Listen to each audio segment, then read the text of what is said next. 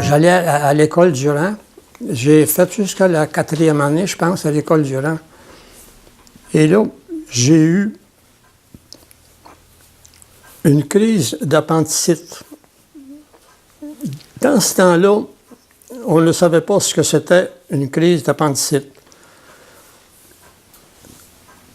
On disait, le médecin qui venait chez moi là, disait, ben, c'est une colique cordée, ça va se passer. Mais ça faisait 4 jours que j'étais dans les souffrances, jour et nuit. Je mangeais pas, je buvais pas beaucoup, j'étais déshydraté.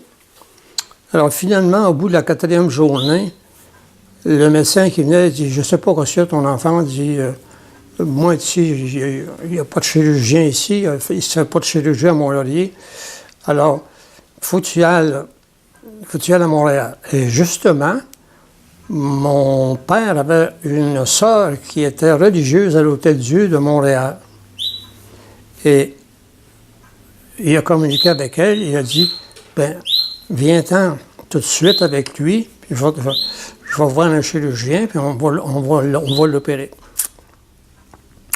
Alors, je suis parti avec mon père, puis je me souviens très bien, hein, j'étais installé sur le train, sur une banquette de bois, là, puis ça sautait, puis j'avais mal au ventre, ça accentuait mes douleurs, ça. Et puis, ben, dans ce temps-là, les voyageurs prenaient un coup sur le train, hein, puis il y en a qui venaient achaler mon père, puis je voyais mon père qui repoussait, venez pas, là, mon fils est très malade, là, je m'en vais à Montréal avec lui pour qu'il soit opéré. Alors, on arrive à Montréal, à l'Hôtel-Dieu de Montréal, on voit le chirurgien, et le chirurgien, je me souviens encore de son nom, c'est le docteur Sénécal. Il dit à mon père, il dit, je ne peux pas opérer ton fils, il dit, tu m'amènes un mourant, il dit, je ne peux pas opérer un mourant, il dit. Alors mon père, il dit, écoutez bien, le docteur, j'ai fait 8 heures de train avec mon fils. Je suis rendu ici, et il a obligé le chirurgien à m'opérer. Il a dit au chirurgien, tu vas l'opérer. Ben, finalement, le chirurgien, il a accepté de m'opérer.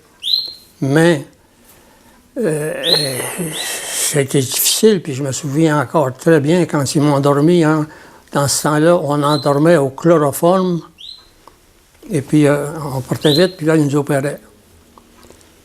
Alors, j'ai été opéré, et ils m'ont installé un drain, et ils m'ont installé au lit pendant 30 jours après l'opération. Ça, c'était pas drôle. Je pouvais pas bouger de là. Dans ce temps-là, c'était comme ça.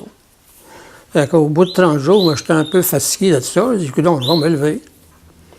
J'avais plus de muscles, hein, évidemment, hein, puisque j'avais été au repos pendant 30 jours. Là.